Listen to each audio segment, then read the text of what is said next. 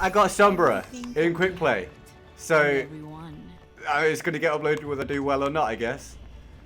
Yeah.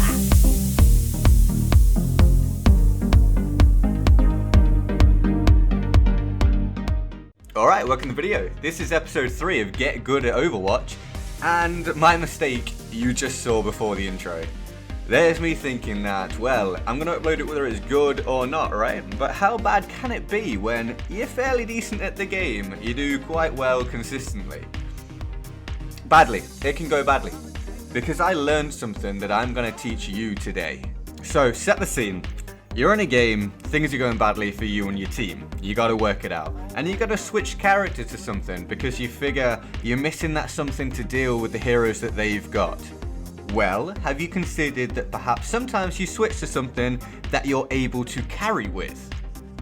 The way that Overwatch's matchmaking system works is that some players will generally be picked to be the leaders of a team. It tries to balance the teams from what I have found.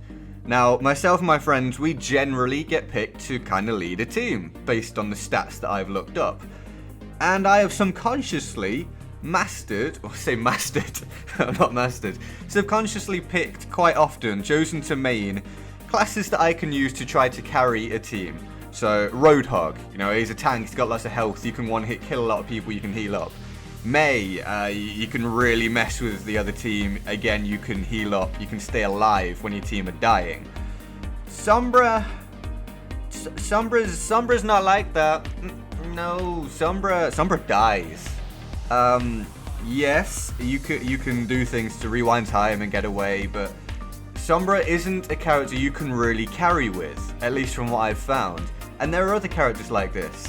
You wouldn't select a Mercy to try and carry a team, You're not really gonna carry a team using Winston.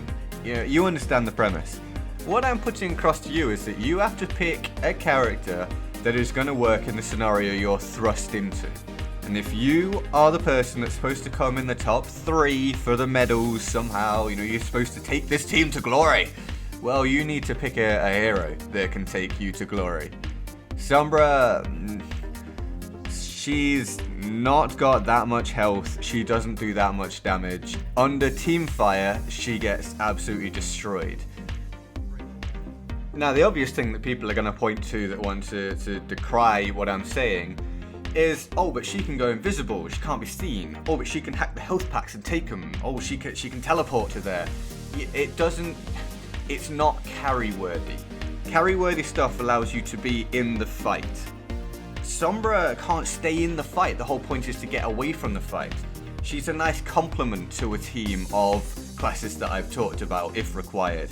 She's fun to use, but she's not something you can use if you have to pick up a team and take them to the win.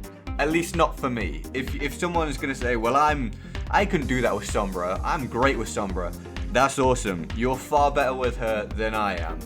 I had 2 games with her against apparently pretty good people, with a team that was often playing with 1 man down.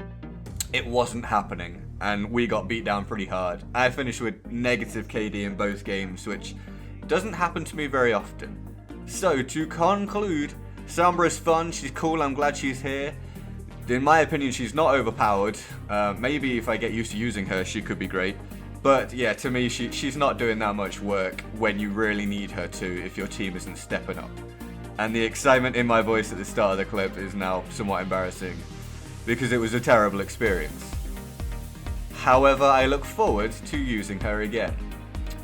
I hope you've enjoyed the episode. I didn't. But that happens. Laters.